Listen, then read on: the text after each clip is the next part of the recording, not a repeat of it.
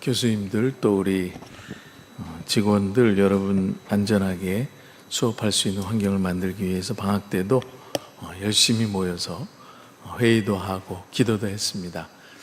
여러분 만나 뵙게 돼서 너무 반갑고요. 오늘 다는 나오지 못했습니다만 그래도 3분의 1 가량의 학우들이 나올 수 있는 은혜를 하나님께서 주신 것에 대해서 감사하게 생각합니다. 이번 한 학기 동안 아무쪼록 여러분이 건강 잃지 않고 학업에 잘 임해서 끝까지 잘 마무리 지을 수 있도록 스스로 관리도 잘하고 또 공동체의 지시에 잘 따라서 정말 한 사람도 위험한 지경에 이르지 않고 공부를 마칠 수 있도록 기도해 주시면 고맙겠습니다. 오늘 읽은 말씀은 여러분들이 정말 잘 아는 말씀입니다. 어려서부터 아마 수십 번 이상 설교를 들으셨으리라고 생각하는데 오늘 사무엘이 이새의 집에 가서 다윗에게 제사를 드리면서 기름을 부으는 장면이 기록되어 있습니다. 여기 16절에 보면 하나님께서 한 왕을 보셨다 이렇게 기록되어 있고요. 하나님은 중심을 보시느니라 이런 주제어가 등장하는 것을 볼 수 있습니다. 도대체 하나님이 어떤 중심을 보신 것인가? 제가 방학 동안에 사무엘 상하를 집중적으로 묵상하면서 다윗에 대해서 나름대로 새로운 성품이라고 그럴까요? 캐릭터를 발견하게 됐는데 그 주제 중에 하나가 정직이었습니다. 다윗은 굉장히 정직한 사람이었구나. 어떤 일을 맡기든지 정직했고 누구 앞에서도 정직했고 정말 평생을 정직하게 살았던 인물이다 하는 것을 발견하게 됐습니다. 제가 어제 일간지 보고 깜짝 놀랐습니다. 미국 사관학교에서 부정사건이 있었다. 시험 부정사건입니다. 지난해 5월에 육사에서 14명이 퇴학을 당했고요. 55명이 재활 프로그램에 들어가서 재활교육을 받고 있다. 공군사관학교죠. 웨스트포인트에 있는 공군사관학교에서도 작년 12월 기말 시험에 온라인 채팅을 통한 부정행위가 있었다. 그래서 18명이 퇴학을 당했고 82명이 명예회복 프로그램에 참여하고 있다. 기사를 보고 깜짝 놀랐습니다. 미국 하면 정직한 나라. 제가 중학교 때 처음 배운 영어 중에 하나가 Honest is the best policy. 기억나세요? 정직이 최고의 정책이고 방책이다 하는 말을 영어로 처음 배웠는데요. 이 사관생도들에게 부정이라는 것은 정말 생명을 잃은 것과 마찬가지입니다. 지도자가 되기 위해서는 신뢰를 얻어야 되는데 신뢰의 근본은 정직입니다. 그 육사 교장 선생님이 이렇게 말씀하셨습니다. 해병대 장교직에서 가장 중요한 것은 신뢰다. 당신들은 신뢰를 잃었기 때문에 퇴학을 당해야 됩니다.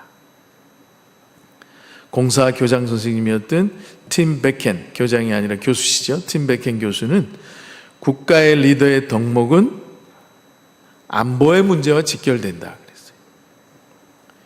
장교들의 정직은 안보와 직결된다. 상관성이 없어 보이지만 결국은 나라의 지도자가 될 것이고 국가를 책임지는 장교가 되는 사람들에게 있어서 정직이야말로 생명과 같은 것이다 라고 말하고 있는 것을 볼 수 있습니다. 우리 한국의 부패 지수를 국제투명성기구가 발표했습니다. OECD 37개국 중에 23위를 했습니다.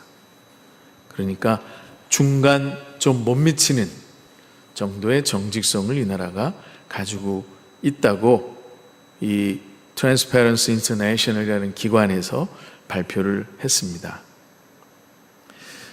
이 정직이라는 주제는 헌신과 사랑과 희생이라는 주제보다 훨씬 기초적인 주제라고 생각합니다.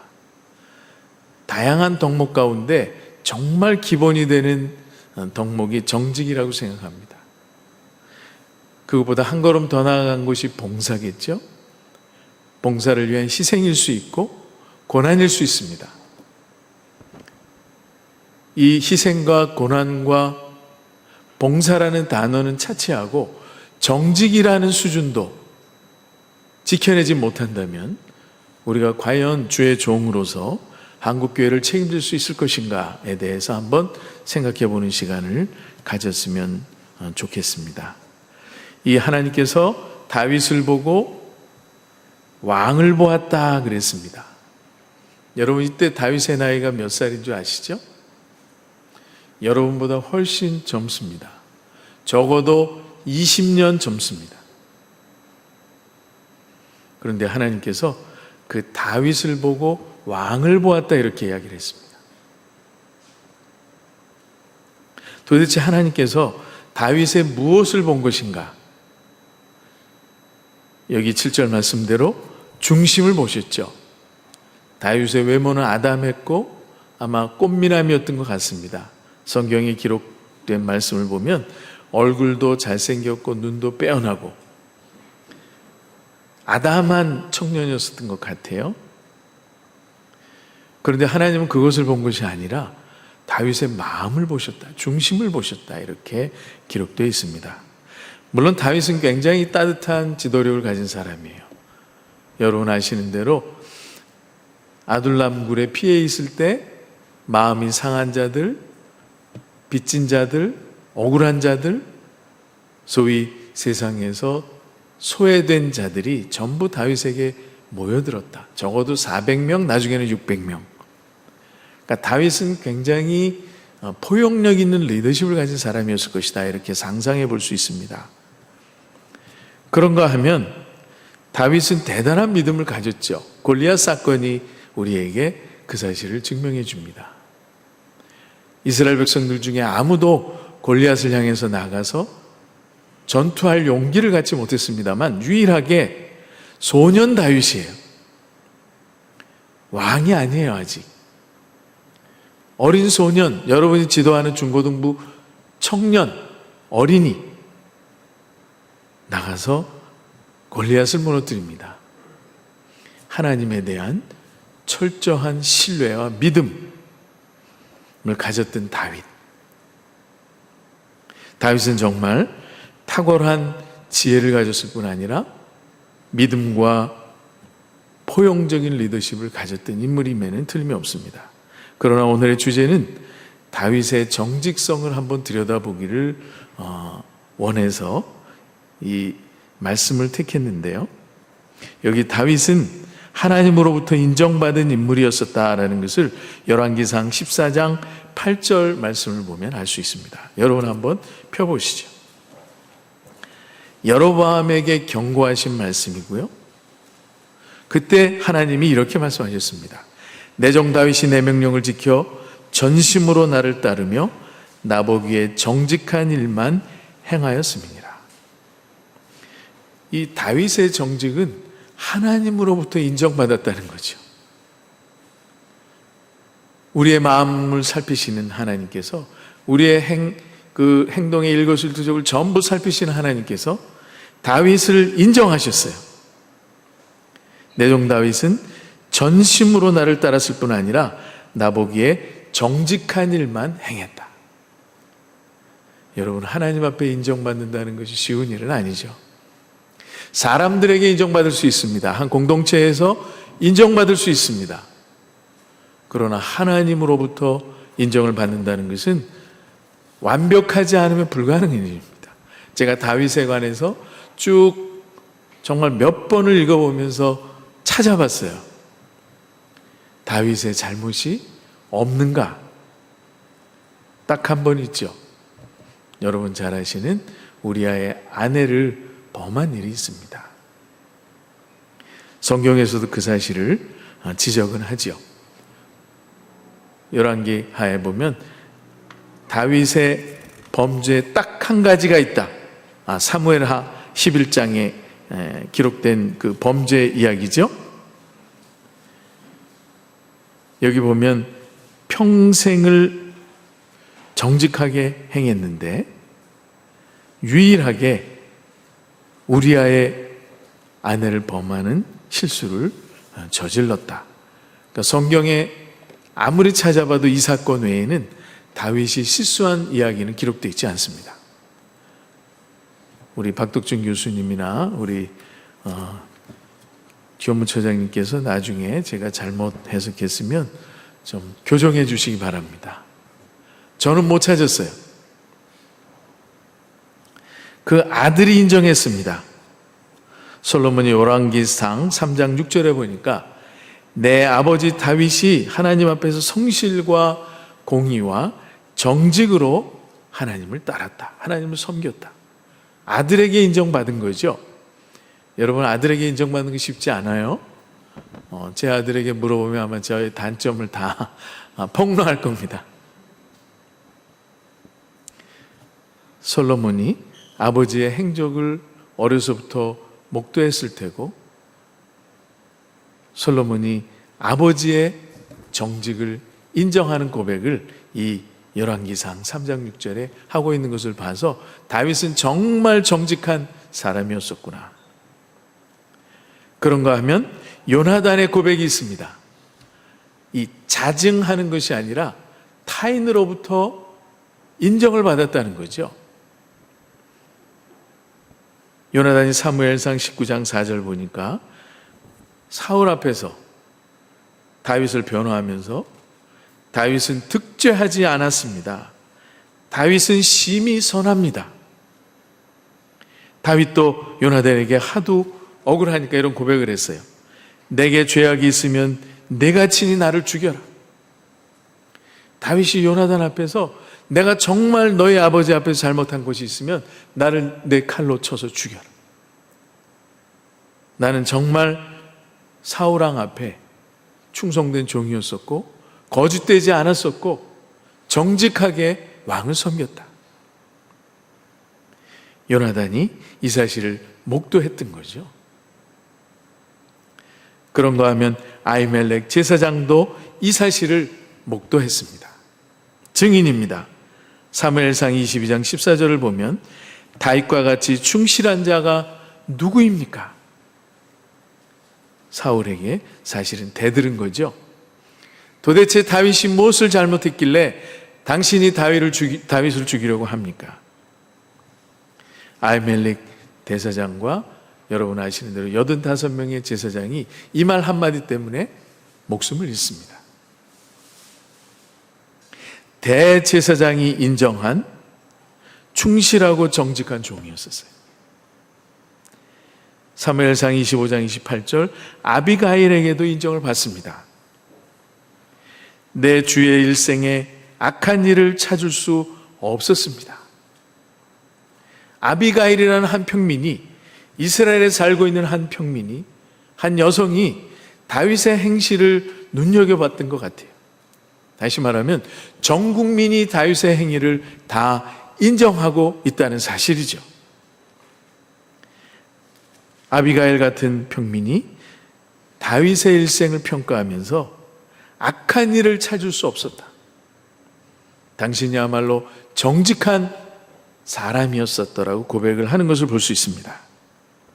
그런가 하면 사무엘상 29장 6절에 아기스 왕이 또 한 번 다윗에 대한 평가를 이렇게 기록하고 있습니다. 내가 정직하여 내게 온 날부터 오늘까지 내게 악이 있음을 보지 못하였노라. 아기스 왕에게 피신한 사실을 여러분들은 잘 알죠. 사유를 피해서 아기스 왕에게 가서 1년 4개월 정도 있었다 이런 기록이 나오는데요. 이 아기스 왕이 다윗의 행실을 하나하나 살폈을 겁니다. 왜냐하면 다윗은 사울은 천천히요 다윗은 만만이라 이 노래가 이미 근동지방에 다 퍼져 있었거든요. 다윗이 자기에게 온 것에 대해서 굉장한 의구심을 가지고 있었을 겁니다. 당연히 다윗의 행위를 처음부터 끝까지 어쩌면 간첩들을 붙여서 스파이를 붙여서라도 다윗의 행위를 감시했을 가능성이 있습니다. 그런데 그 아기스 왕이 다윗의 행실을 보면서 정직했다. 오늘날까지 악이 있음을 보지 못했다라고 고백을 합니다. 다윗은 정말 정직한 사람이었습니다. 하나님이 그 마음을 보셨을 거라고 생각합니다. 마음을 보시는 하나님께서 그를 왕으로 삼습니다. 딱 한 번 아까 말씀드린 부정직한 일이 있었죠. 햇사람 우리아의 아내를 범한 일입니다. 나단이 와서 그 죄를 지적했을 때 다윗은 즉시 회개합니다. 다윗의 또 다른 성품을 우리가 발견하죠. 다윗은 죄에 대해서 정직했습니다. 자기가 지은 죄에 대해서 피하지 않고 핑계대지 않고 정직하게 직면했습니다. 그렇습니다. 제가 하나님 앞에만 죄를 지었습니다. 즉시 회개하기 시작합니다. 여러분 아시는 시편 51편 말씀이 그의 고백입니다. 시간이 없어서 오늘 행사들이 있기 때문에 51편을 자세히 들여다볼 수는 없습니다만 중요한 내용을 몇 가지만 찾아봅니다. 다윗은 자기가 지은 죄에 대해서 늘 아파했던 것을 우리가 발견할 수 있습니다. 시편 51편 3절이죠. 내 죄가 항상 내 앞에 있나이다. 늘 자기가 지은 죄에 대해서 민감하게 반응하고 있던 다윗의 모습을 발견할 수 있습니다. 죄의식에 사로잡혀 있었고 그 죄를 아파하고 있었습니다. 어느 정도 아파했는가를 8절에 기록해 놨는데요. 시편 51편 8절입니다. 꺾으신 뼈를 회복시켜 주십시오. 뼈를 꺾을 정도의 통증, 아픔, 고통을 다윗이 느끼고 있었다는 거죠. 자기의 지은 죄에 대해서 정말 아파하고 쓰려하는 그 감정의 표현을 뼈를 꺾으셨다 이렇게 표현하고 있습니다. 여러분 뼈가 꺾어져 보셨어요? 저는 다행히 한 번도 부러져 본 적은 없습니다. 우리 합동신학대학원 학생들이 축구장이 인기 있을 때는 1년에 한두 차례씩 부러진 사람들이 있었어요. 손이 부러지고 다리가 부러지고. 여러분 그 뼈가 부러진 고통은 이루 말할 수 없다고 그럽니다. 다윗이 정말 자기 죄에 대해서 아파했어요. 뼈가 꺾이는 것과 같은 고통을 하나님 앞에서 토로하고 있는 것을 볼 수 있습니다. 다윗은 자기의 지은 죄에 대해서 하나님 앞에 정직하게 고백하고 용서를 받습니다. 51편 10절에 정한 마음을 창조해 주시고 내 안에 정직한 영을 새롭게 해 주시옵소서. 하나님의 긍휼과 용서를 구하는 기도죠. 하나님 저의 죄를 용서하실 뿐만 아니라 저를 회복시켜 주십시오. 저는 아픕니다. 괴롭습니다. 죽겠습니다. 제가 지은 죄로 인해서 저는 뼈가 꺾이는 고통 속에 하루하루 살고 있습니다. 하나님이 용서해 주시지 않으면 저는 죽은 사람입니다. 저를 소생시키시기를 원합니다. 정한 마음을 창조해 주시고 정직한 영을 새롭게 해 주시옵소서. 다윗은 하나님이 어떤 분인가를 잘 알았습니다. 주님은 제사를 기뻐하시는 분이 아니라는 사실을 잘 알았습니다. 불의한 행동을 하면서 부정을 행하면서 정직하지 못한 행동을 하면서 하나님 앞에 제사 드리는 행위를 하나님이 가장 싫어하셨습니다. 바리새인의 종교적인 위선을 예수님이 가장 싫어하셨듯이 하나님도 종교적인 위선을 가장 싫어하셨습니다.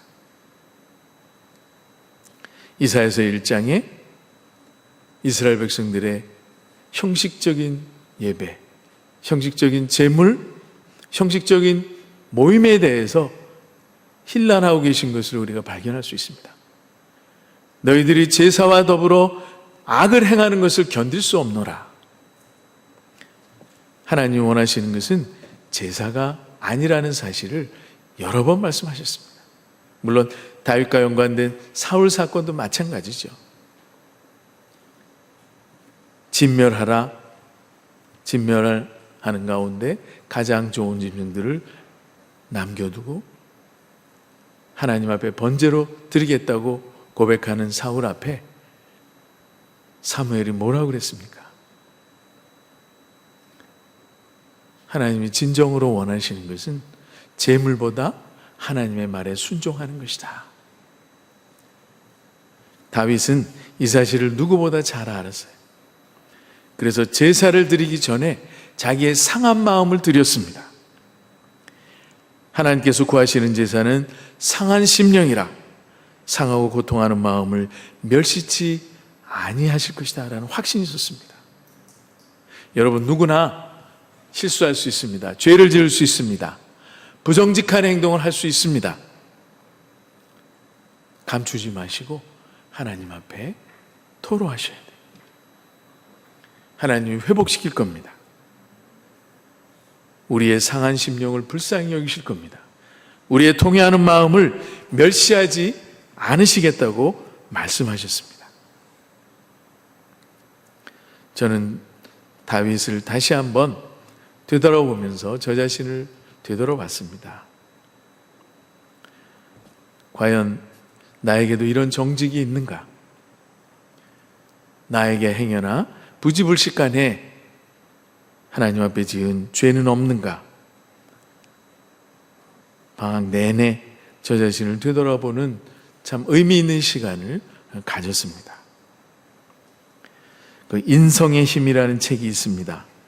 아까 말씀드렸던 미국 육군 사관학교 전직 교장인 로버트 캐슬린하고 그 교수인 마이클 매튜스가 지은 책입니다. 거기에 이런 말이 있습니다. 누구나 자기 분야에서 최고의 능력을 갖출 수는 있지만 인성에 실패하는 리더십은 필패한다. 반드시 패한다. 그렇습니다. 우리가 신학 공부를 하면서 신학적 지식을 탁월하게 쌓을 수 있습니다.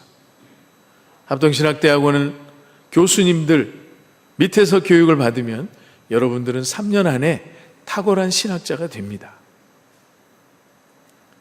탁월한 신학적인 지식도 중요하지만 여러분의 인성이 하나님 앞에서 나날이 바뀌고 완성을 향해서 성숙되어야 된다는 사실도 기억하시기 바랍니다.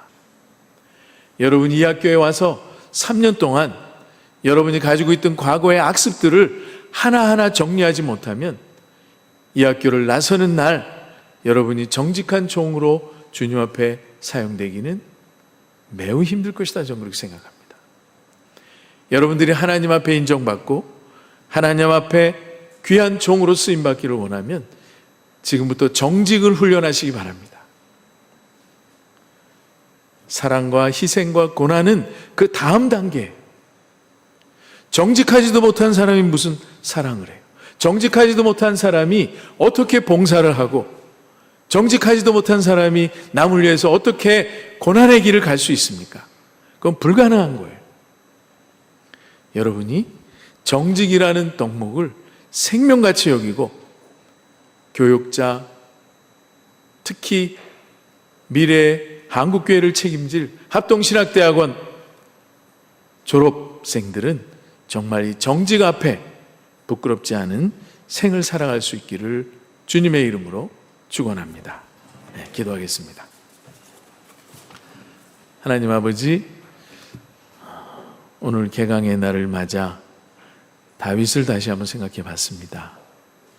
우리가 주의 종으로 부르심을 받고 신학교에서 신학을 공부하며 다양한 지식을 쌓습니다만 아직도 우리의 성품은 하나님이 원하시는데 한참 못 미친 것 같습니다.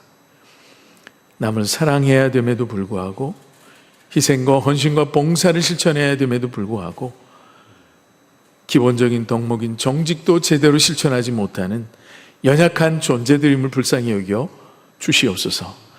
아버지 하나님, 우리 학우들이 이 학교에서 3년 동안 훈련을 받는 기간에 정말 하나님 앞에서 정직하게 하시고 마음을 보시는 하나님 앞에 인정받아서 정말 김전도사, 이전도사는 내가 인정한다고 하나님 앞에 인정받는 저희들 될 수 있도록 인도해 주시옵소서. 예수님 이름으로 기도합니다.